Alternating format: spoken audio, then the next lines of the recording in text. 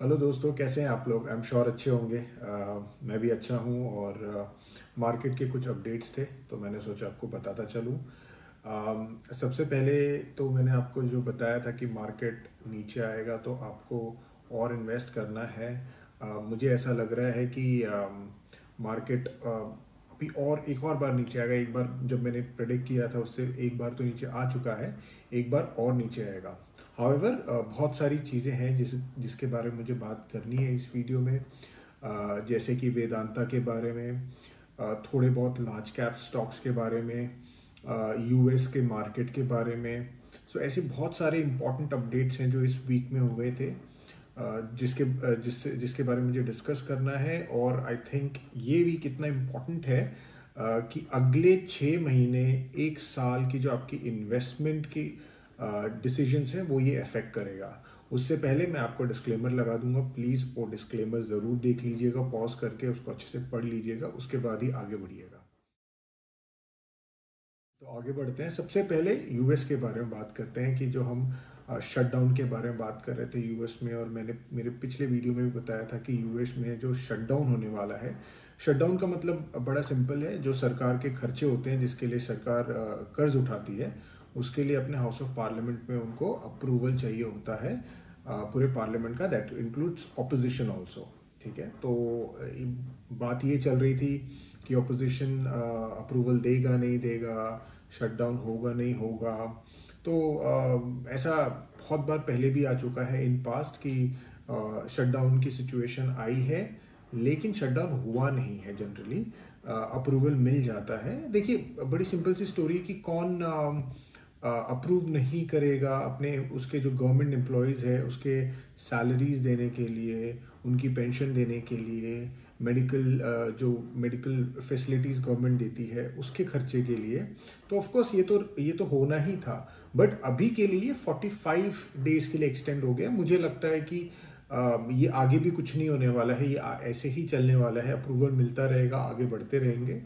And in case मुझे ऐसा लगता है कि 0.1% के भी चांसेस नहीं है, बट अगर इन केस होता भी है तो it's a good buying situation, because पहले तो काफ़ी मार्केट क्रैश सिचुएशन हो जाएगी, जिसमें मार्केट क्रैश का मतलब ये होता है कि लॉन्ग टर्म इन्वेस्टमेंट के लिए, लॉन्ग टर्म इन्वेस्टर्स के लिए एक अपॉर्चुनिटी हो जाती है कि आप इन्वेस्ट करें लॉन्ग टर्म समझ के, अच्छे गुड क्वालिटीज जो नीचे गिर गए हैं स्टॉक्स, उसमें इन्वेस्ट करें।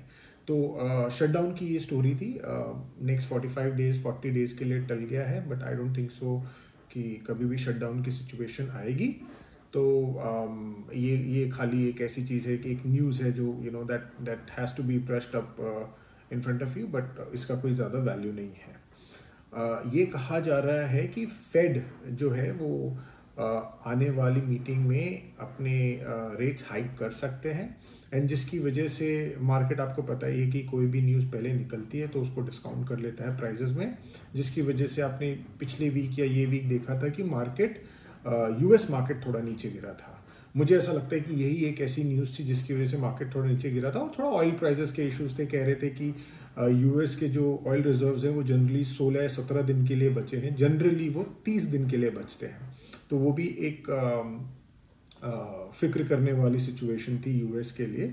बट ये देखिए, ये चलता रहता है। This is a process, part and parcel of life. कभी भी कोई भी दिन आपके लिए स्मूथ नहीं रहेगा, कभी कुछ ना कुछ होता रहेगा पूरे वर्ल्ड न्यूज़ में।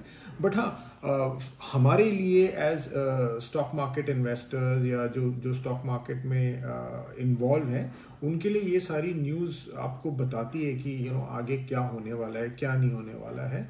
एंड इन न्यूज़ की वजह से हम अपने इन्वेस्टमेंट डिसीजंस पे फोकस कर सकते हैं कि हमें करना है, नहीं करना है, अभी रुक के करना है, अभी रुक के नहीं करना है, आगे चांस आने वाला है, नहीं आने वाला है।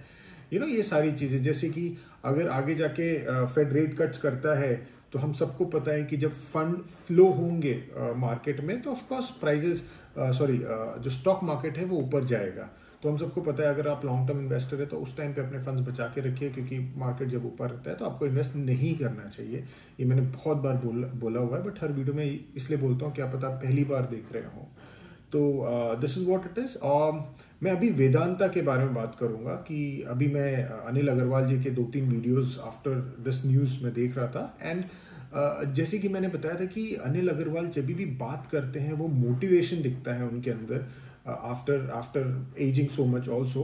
तो उनके जो इंटरव्यू में मैंने एक बात सुनी कि वो बोल रहे हैं कि मैं पर्सनली इस चीज़ की गारंटी लेता हूँ कि हमारा जो कंपनी है, अगर आप डेट को लेके चिंता कर रहे हैं तो एक भी डेट की जो इंस्टॉलमेंट्स है उस पर हम डिफ़ॉल्ट नहीं करेंगे। तो शेयर होल्डर्स को मैं गारंटी देता हूँ, ऐसा अनिल अग्रवाल जी ने अपने इंटरव्यू में कहा है कि कुछ भी नहीं होने वाला। मुझे ऐसा लगता है कि ये जो डिसीजन है 5 कंपनी और बनाने की, जो मैंने अपने पिछले वीडियो में आपको बताया था थोड़ा डिटेल में कि कौन कौन सी कंपनीज हैं एंड उनका कंपनी को इनकॉर्पोरेट करके या कंपनी को लिस्ट करके वो मार्केट में कब तक लेके आ रहे हैं, 2025 तक लेके आ रहे हैं।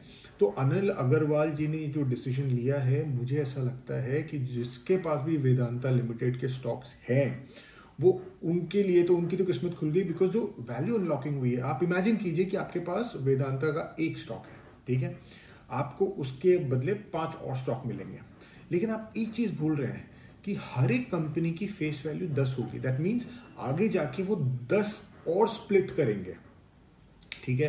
तो आप इमेजिन कीजिए कि एक वेदांता का स्टॉक 5 में स्प्लिट होता है, फिर हर एक कंपनी जो है वो और 10 में स्प्लिट हो सकती है।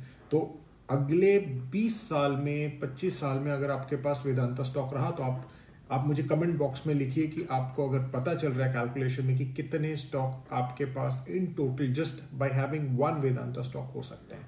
तो मुझे ऐसा लगता है कि this is still a good time कि वेदांता का जो स्टॉक है जिसके पास भी है प्लीज होल्ड करके रखें, जिसके पास नहीं है I think they should wait and watch कि आगे क्या सिचुएशन होती है, ओनली बिकॉज चेक करने के लिए कि प्राइजेस कैसे आगे बढ़ेंगे, हर एक कंपनी पे डेट कितना आएगा। बहुत ज़रूरी है जो डेट है कंपनी पे, वो ईच कंपनी पे डेट आता है तो कितना आता है कितना नहीं आता है। However these all companies are world class companies, बहुत बड़ी बड़ी कंपनीज हैं, अपने अपने मेटल जिस मेटल में वो डील कर रही हैं उसमें मेजर प्लेयर्स हैं वो, ठीक है। एक और न्यूज़ आई है कि एक्सेंचर ने जो अपने आईटी इस क्वार्टर के रिजल्ट दिए हैं वो अच्छे नहीं है एंड लोग प्रेडिक्ट कर रहे हैं, जिसकी वजह से आईटी स्टॉक्स के प्राइजेस भी नीचे जा रहे हैं कि आईटी का रिजल्ट अच्छा नहीं जाएगा। आपको पता है कि एक्सेंचर वर्ल्ड की सबसे बड़ी आईटी कंपनी है, राइट, एंड अगर उसका रिजल्ट अच्छा नहीं है तो किसी का भी रिजल्ट अच्छा नहीं आएगा। देखिए, सबसे पहली चीज टीसीएस ने, इन्फोसिस ने पहले ही बता दिया था अपने पिछले क्वार्टर के रिजल्ट में, जब प्रेडिक्शन आया था आगे क्या होगा, कि भाई हमारा रिजल्ट अच्छा नहीं आएगा, ठीक है, और मार्केट ने ऑलरेडी उस हिसाब से डिस्काउंट कर ली थी चीजें, ओके।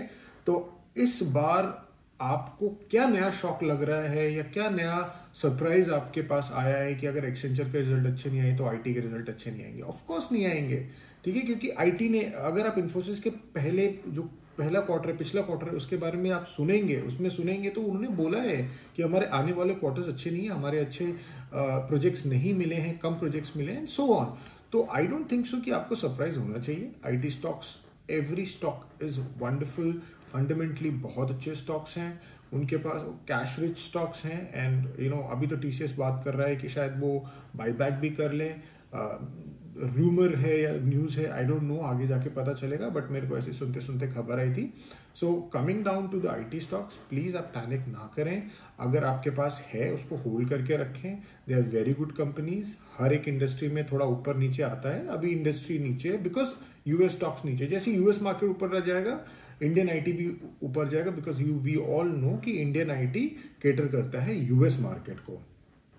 यहाँ पे अमर राजा बैटरीज, आप सबको पता है कि अमर राजा बैटरीज एक लीडिंग बैटरी मैन्युफैक्चरर है जो टेलीकॉम इंडस्ट्री है उसमें भी बहुत बड़ा हिस्सा प्ले करता है, ऑटोमोबाइल इंडस्ट्री उसमें भी बहुत बड़ा हिस्सा प्ले करता है। और अभी जो रेवोल्यूशन है ईवी, जो आईसीटी इंजन्स हैं, जो रेगुलर पेट्रोल डीजल इंजन्स हैं, वहाँ से ईवी में चेंज हो रहा है, उसमें अमर राजा, एक्साइड इंडस्ट्री, इनका बहुत इम्पॉर्टेंट रोल है। अभी आपको मैं एक चीज़ बता देता हूँ कि सब लोग बोलते हैं अरे बैटरी इंडस्ट्री उतनी अच्छी नहीं चल रही है, उसके पास परचेजिंग पावर, उसके पास वो प्राइसिंग पावर नहीं है। तो देखिए, मैं एक चीज़ बता दूँ, आज के टाइम पे जब पेट्रोल और डीजल की जो कार्स हैं उसके अंदर जो बैटरी लगती है उसका वो टोटल 1% भी नहीं है, I am talking about the cost.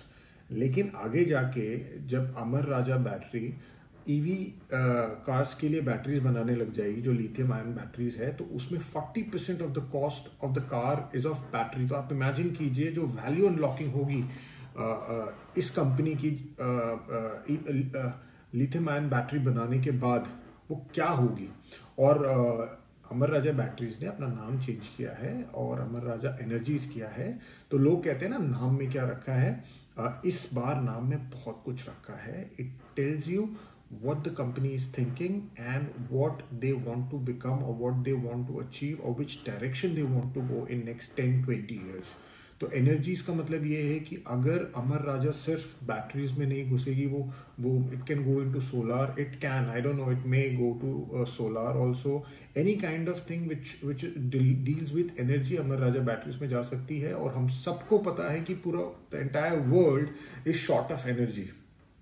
तो मुझे ऐसा लगता है कि कंपनी इज वंडरफुल। हाँ, एक और चीज है कि लोग कहते हैं अरे लिथियम आयन आने के बाद अमर राजा बैटरीज जो बैटरी बनाता है, जो लेड एसिड बैटरीज है वो बनाता है, वो खत्म हो जाएंगी। Absolutely not. अगर आप उनके चेयरमैन की, उनके मैनेजमेंट की बात सुनेंगे, they are very clear on the fact कि जो लिथियम आयन बैटरी है that is an addition part. आप जो लेड एसिड बैटरी जो अभी बना रहे हैं वो तो चलेगी ही, वो ईवी बैटरी में, ईवी कार्स में भी है। तो अगर आपको ऐसा लगता है कि जो लेड एसिड बैटरी अमर राजा बना रहे हैं वो खत्म हो जाएगा, वो खत्म नहीं होगा, वो तो चलती रहेगी बिकॉज वो ईवी बैटरी में भी है। उसके एडिशन वो लिथियम आयन बैटरीज बना रहे हैं, उसके लिए अपना प्लांट वो लोग उन्होंने डाल दिया है, हैदराबाद में, तेलंगाना में डाला हुआ है।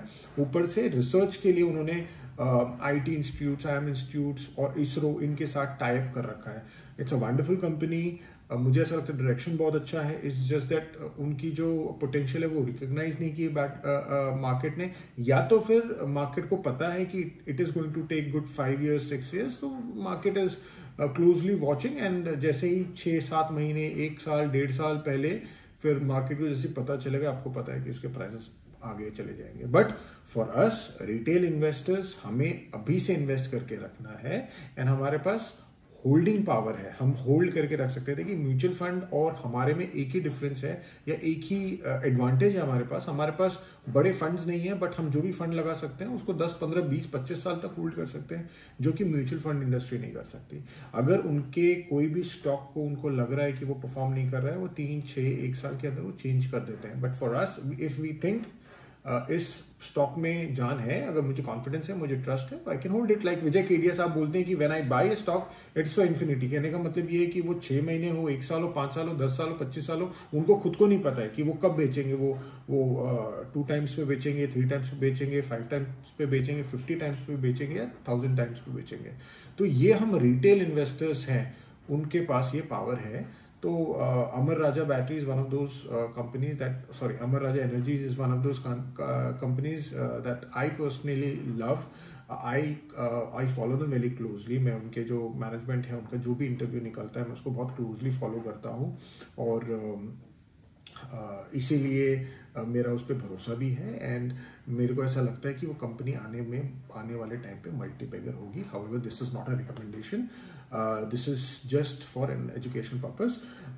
आगे बढ़ते हैं। जयशंकर साहब ने बोला है कि इंडिया और US के रिलेशंस सबसे एट द पीक है। ये इम्पोर्टेंट आपको बताने के लिए ज़रूरी इसलिए था बिकॉज चाइना को जो मेगा पावर है या आज सुपर पावर है, वो चाइना को बनाने के पीछे US का हाथ है कि चाइना मैन्युफैक्चरिंग हब है एंड उसका मार्केट US एंड यूरोप है मेजरली। इंडिया को तो वो बहुत सस्ते सामान बेचते हैं। So now India is getting a lot of contracts, a lot of companies are coming and making in India. So I think this is one of the best times of Indian and US relationship. And अगले 5 से 10 साल में India के पास बहुत ही ज़्यादा potential है आगे बढ़ने के लिए।